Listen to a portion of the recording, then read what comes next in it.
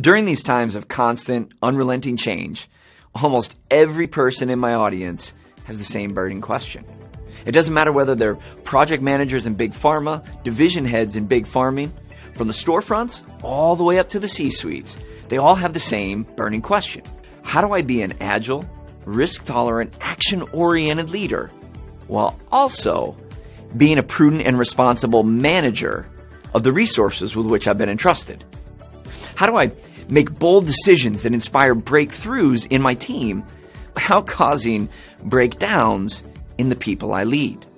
And I actually have a pretty simple solution to that. I call it rent the RV. Allow me to explain. A while back, my wife and I, we moved from San Diego to Minneapolis. And it's sort of ironic, isn't it, that I'm trying to teach you about making good decisions. But in the span of 3 months, we moved across country. We bought our first home. Our first child was born, a beautiful baby boy named Ruben. Slept an average of 27 minutes a night the first 6 months he was alive. And in the midst of all of this, I also was fortunate enough to get my first book deal. So I had submitted an outline to different publishers. Simon & Schuster said, it looks great. Now you have 6 months to turn this outline into a 250-page book, which of course I'd never done before. Well, to say that this was a stressful period in my life would be the understatement of the year.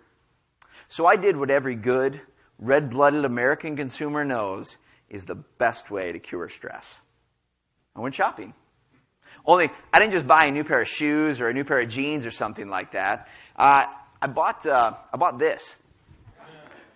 Now, that there is an RV, my RV to be specific.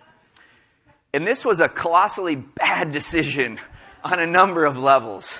Not the least of which because we moved into the city of Minneapolis where there's no place to park a 31.5-foot monstrosity, or because I'd never driven a motorhome before in my entire life. But the biggest reason why this was a bad decision is because it moved me in the exact opposite direction of my personal decision pulse.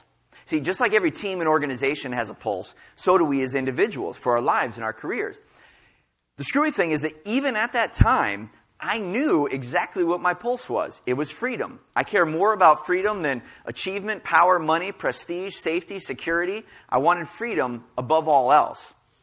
Well, in reality, it just created obligation after obligation after obligation. And that, my friends, is what brings us to the third and final part of the decision framework, which is to rent the RV. As in, rent it before you decide to buy it. In spite of all the change fatigue I was feeling during that season of my life, that chaotic, upside down, highly uncertain season, I could have just as easily made one very small decision to take a small amount of time and a small amount of money and rented an RV before I made a very big and costly decision to buy one. And had I done that, I very quickly would have learned how bad I was at driving it while simultaneously preventing my wife from transforming an innocent 2-letter word like RV into a 4-letter word. Renting the RV is all about dreaming big, but starting small. It's about testing your gut instead of blindly trusting your gut.